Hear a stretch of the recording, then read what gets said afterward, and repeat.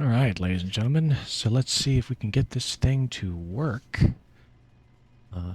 Quick stream test. What I'm going to do is test to make sure that the sound is working correctly, the levels are good.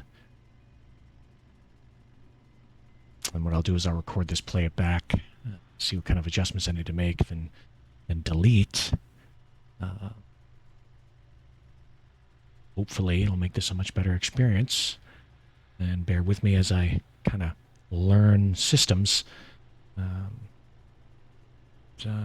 Figure this out together. So, without further delay, we are in a Airbus A320, or an A330, sorry. And, wait, no, this is the A320, the Fenix mod. And we're going to fly a quick, no ATC, none of that, just a quick Miami to Orlando. It's about a 30-minute flight. So let's go ahead and get this started and see where we're at here. So first off, we're going to enable our batteries. So we'll put battery 1 and battery 2 on. And then external power. So the external power is on. We will turn on our navigation.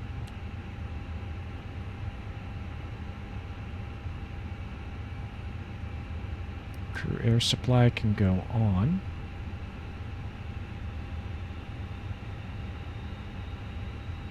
And I'll just leave it at that while this thing starts to come to life.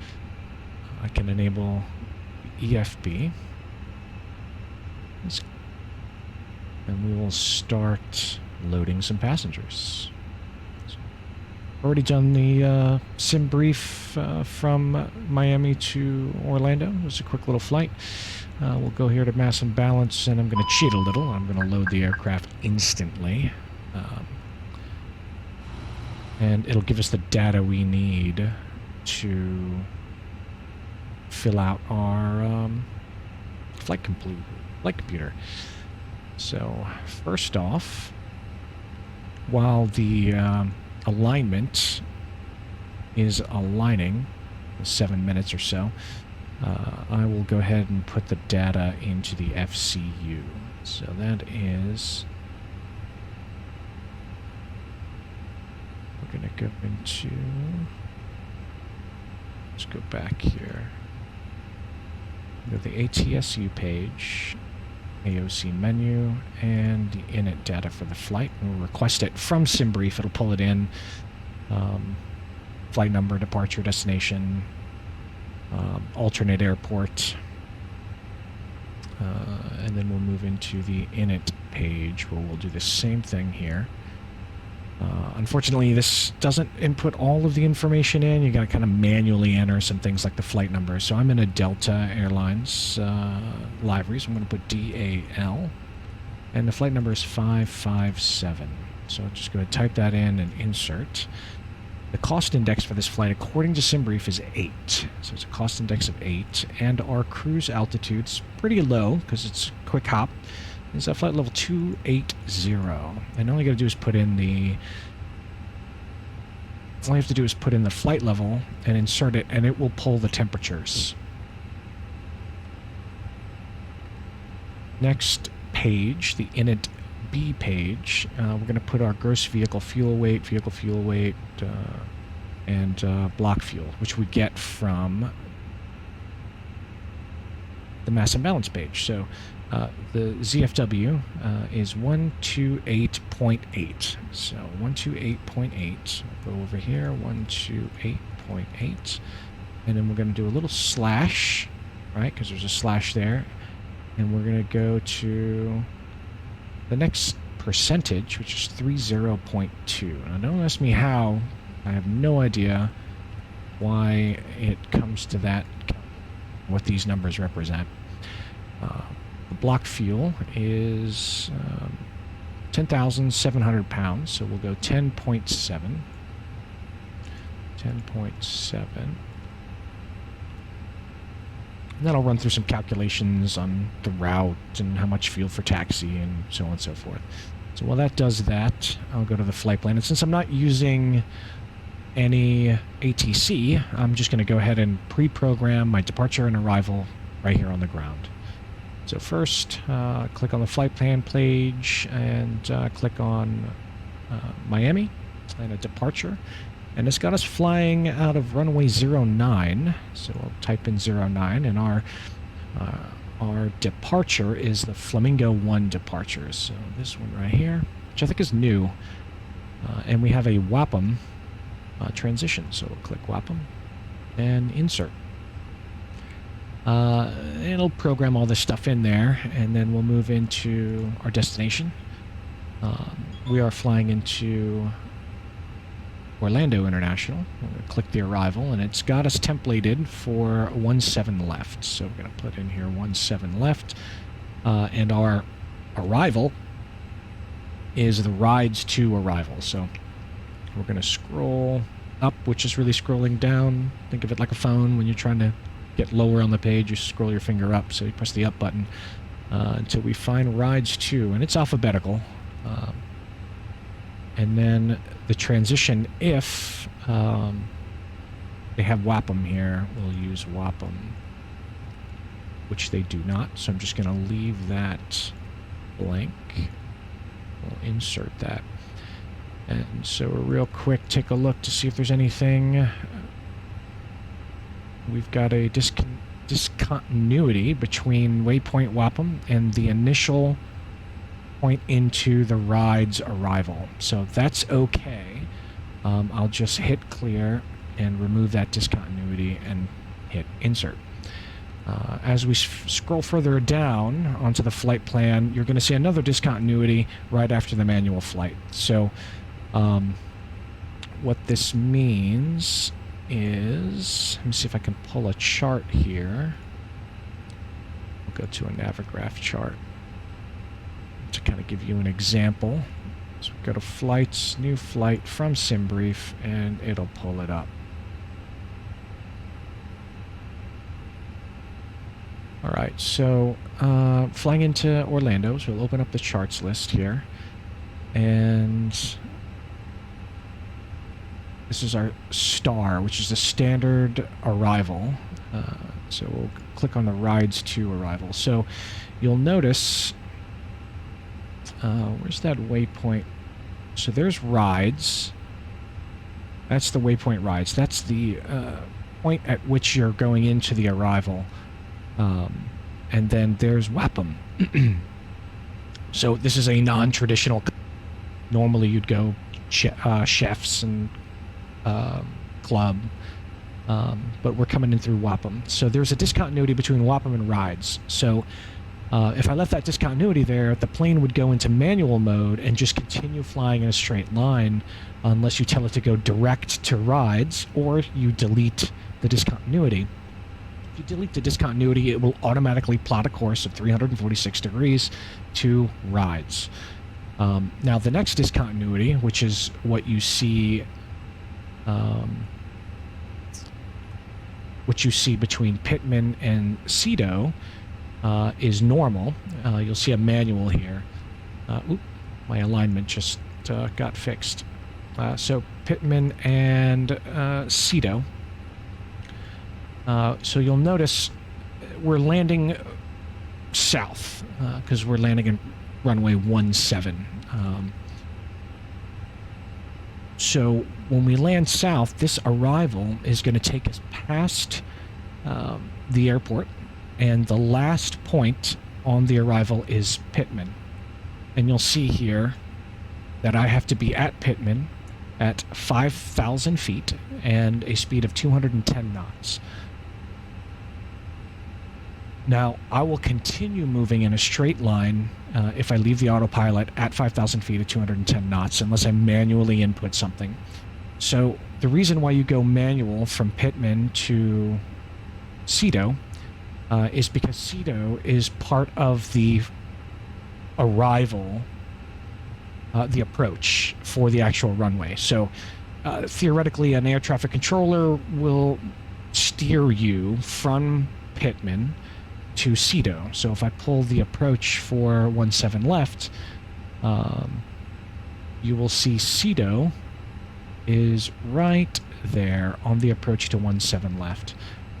So I'm coming in from Pittman, which you really can't see right now, marker is, and then somewhere around here I'll have to be turned and then intercept the localizer, and I'm at Cedo.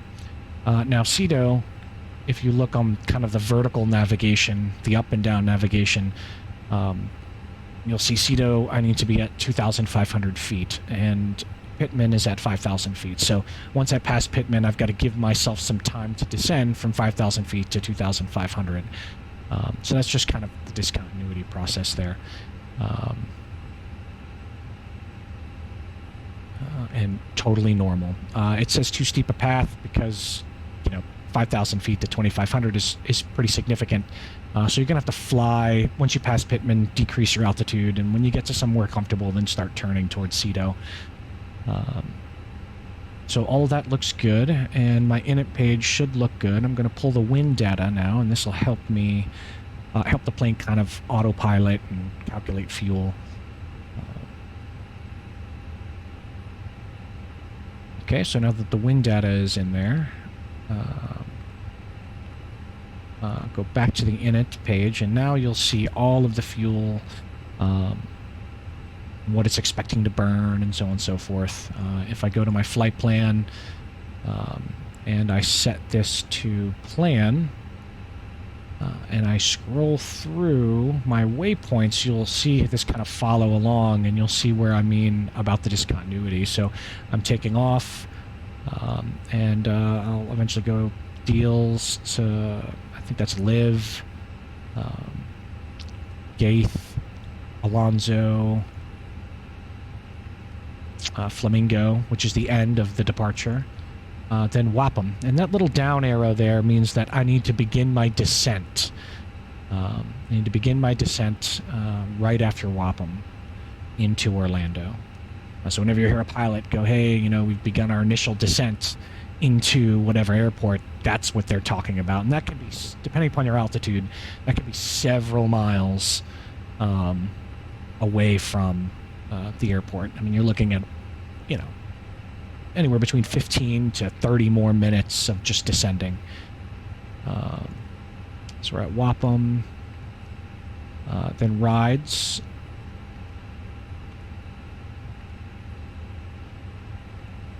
And then you'll see here, there's Pittman and there's Cedo. So you'll see now Pittman will just keep going in a straight line. And so as I pass Pittman, I'm going to descend, start configuring for landing, and then I'll turn to Cedo for my my final approach onto 17 left. And that kind of shows that everything is aligned, everything is good. So I'll go back to the arc. I'll put my constraints on.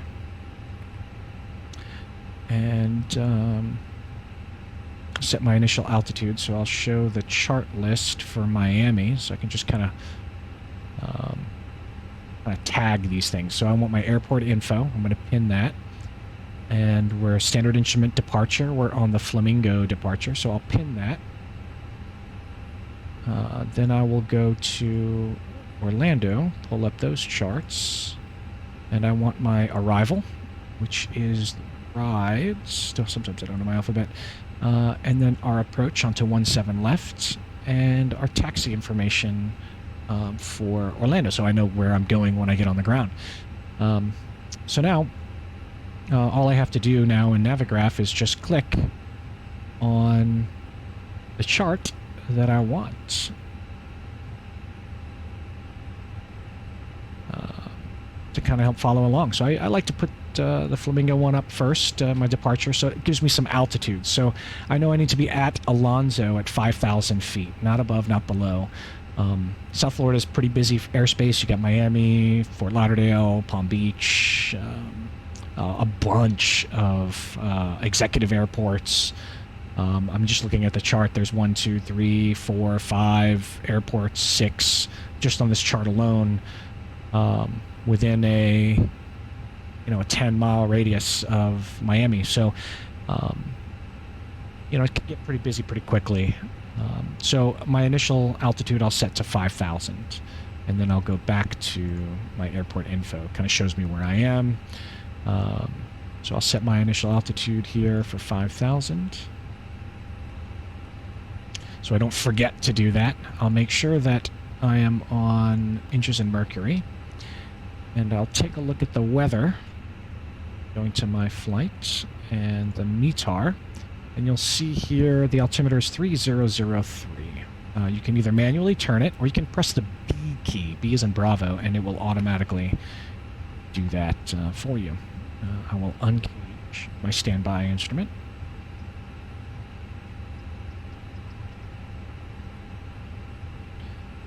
Constraint pages are on. I don't quite know the official works and procedures, but I plan on learning a pretty decent amount. So right now I need to turn some lights on.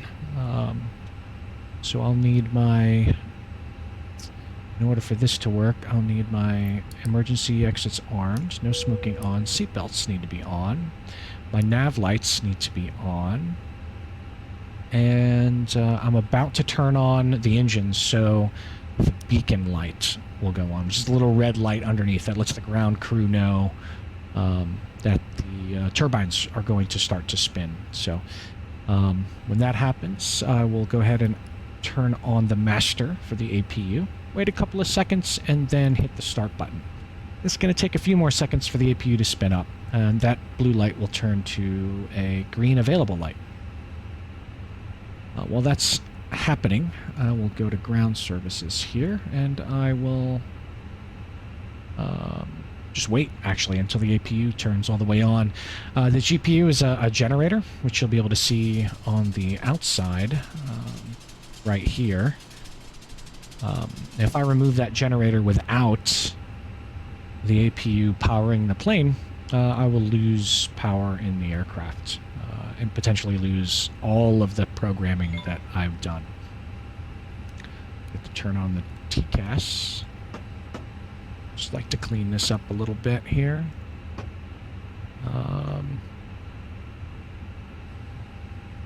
Waiting on that available light. I probably could have done a better job of turning that on while I was explaining some things. But yeah. Okay, there's the available light. I'll turn on the bleed. And now I'm clear to disconnect the generator. And you could tell there was a weird switch out of where the power was coming from. Remove the chocks and cones and connect the tug. So as you can see, we're on the chart. We're taking off from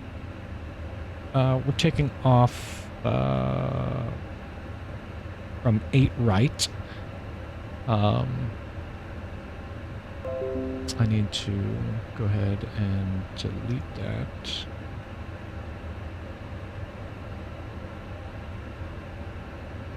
We're taking off from 8 right, and you'll see that I need to back out and turn my nose to the west.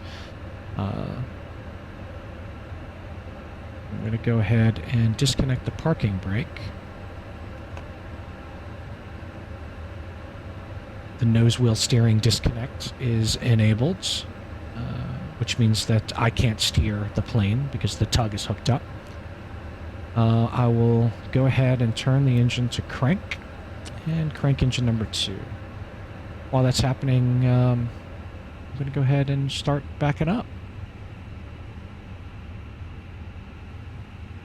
from the gate.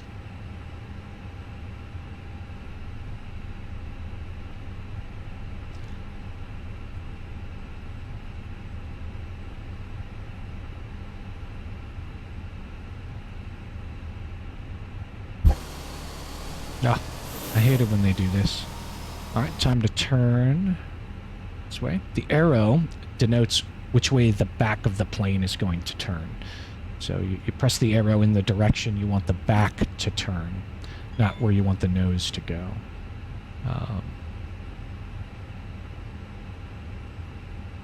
Okay, so engine 2 is spinning up. One thing I completely forgot is my performance page, which I'm sure some of you will point out, be like, hey, you didn't your performance.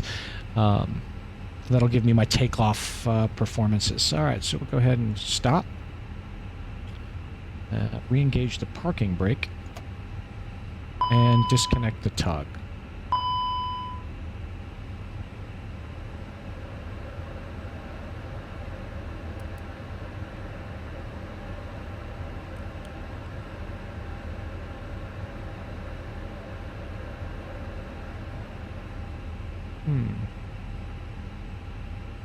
Oh, it'd help if I turn on fuel pumps.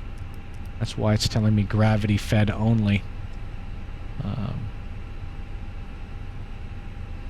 All right, so let's go to performance here. So let's figure out what we need to type into our performance page. So we are taking off from Miami, runway 8 right. It's on here somewhere. It's a dry runway. We're going to take off with our packs on. So now we'll sync the load sheet, and we will sync the weather, and we'll hit calculate. And it will calculate in this box over here what we have to type in. So essentially we're just taking these numbers and putting them into our MCDU. So we'll start with V1 and VR and V2. So 136 and 140. Performance 136, 140. 140. Okay. I think our flaps was 1, and it was at down 2. Down 0.2. So 1/DN 0.2. And the down is the trim. And our flex to temp is 68 degrees. And our thrust reduction, acceleration, engine out procedures is at 1010. So let's go to type that in. 1010. 1010. And again. 1010. There it is. Now we're good. We should see our nav display now show the appropriate stuff. Okay, both engines are on. Everything's looking good. We can put this back into normal mode. We'll set up flaps 1, like it said in the performance page. We'll arm our speed brakes. Our no smoking. Now that the engines are on, we can turn off the bleed and off the APU. And then we would be requesting taxi and all this other kind of stuff, but we're not doing that today. So we're going to turn on the taxi lights, the runway turn off, and the strobe to on. And I think that's it.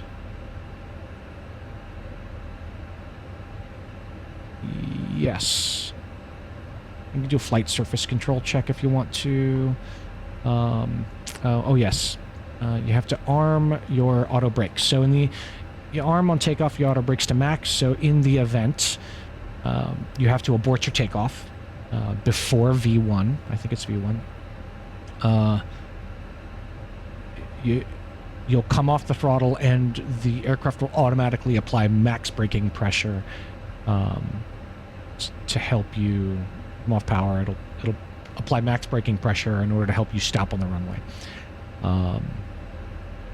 That's why pilots, I think it's V1 or V2, one of those two, that's why pilots are trained when they hear V2, I'm almost sure it's V2, when they hear V2, they will lift their hands off the throttle. Because at V2, you can no longer stop. You must take off.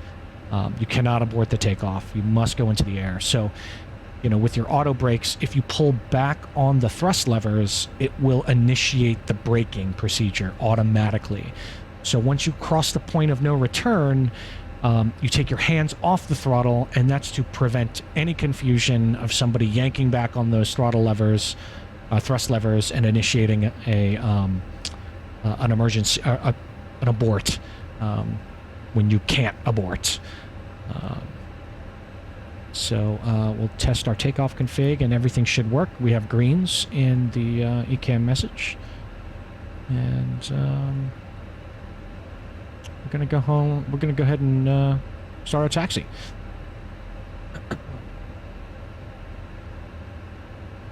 All right, so disengage the parking brake and apply some power. And we're just gonna coast on over to runway 08 right. For those of you who don't know, runways are, the numbers on runways denote the magnetic direction in which the runway is facing. So if you have a runway of 36, that runway is facing north at 360 degrees.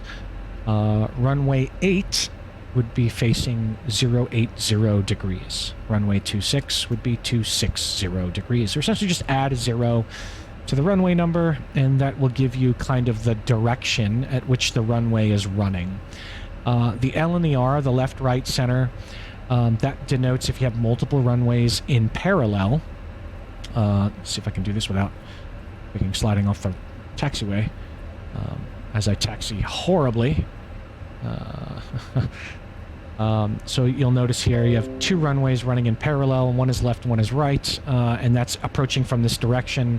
You'll see, if I say 8 right, 8 left, you'll know, hey, it is the runway on the left or the right as you view it from the threshold.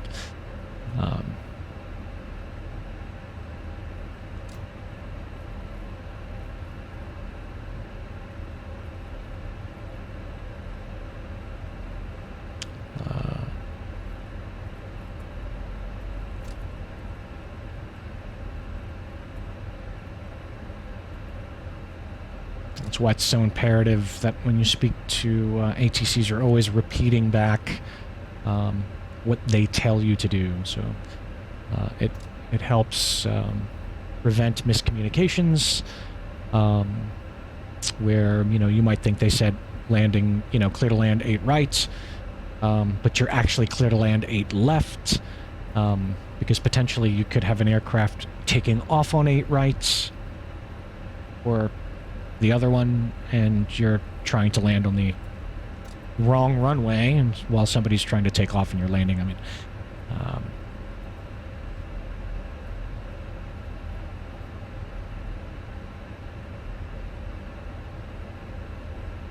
my ground speed's about 26, which everybody tells me you shouldn't go beyond 20 knots on taxiways, but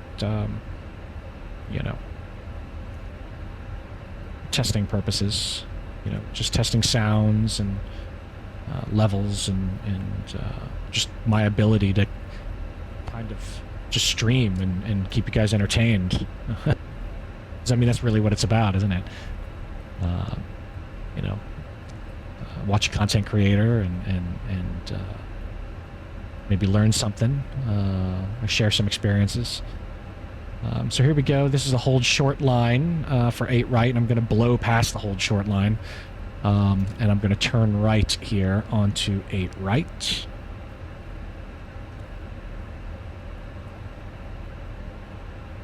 And she's going to face me toward the ocean, because 090 is due east.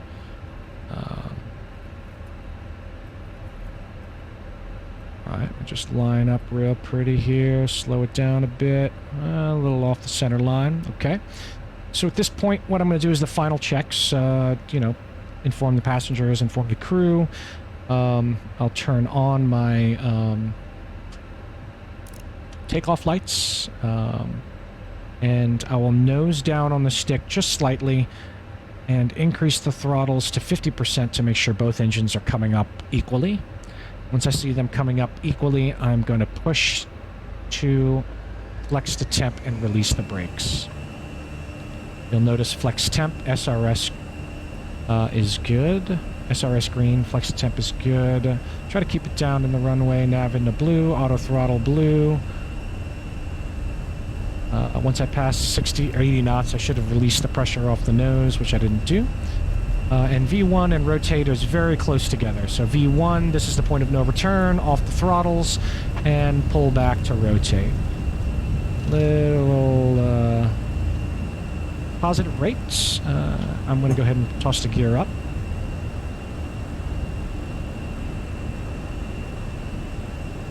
And And just for simplicity's sake here, I'm going to go ahead and arm the autopilot.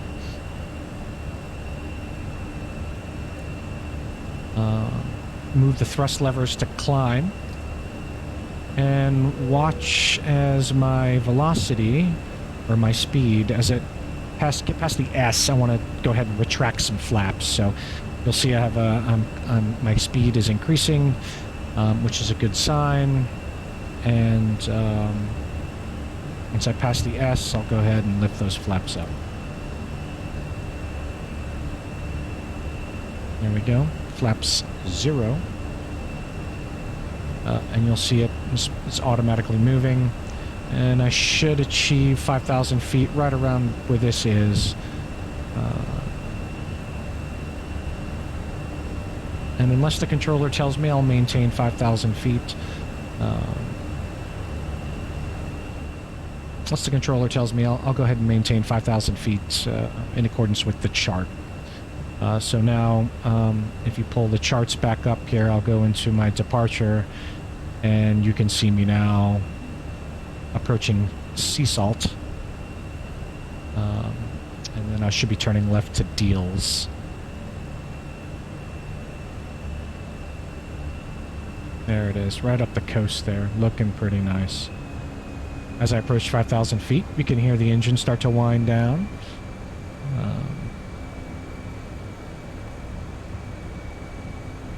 Look at that.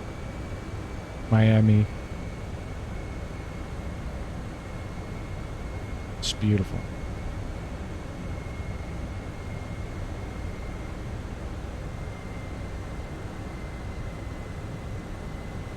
All right, well, ladies and gentlemen, this has been a pretty good test.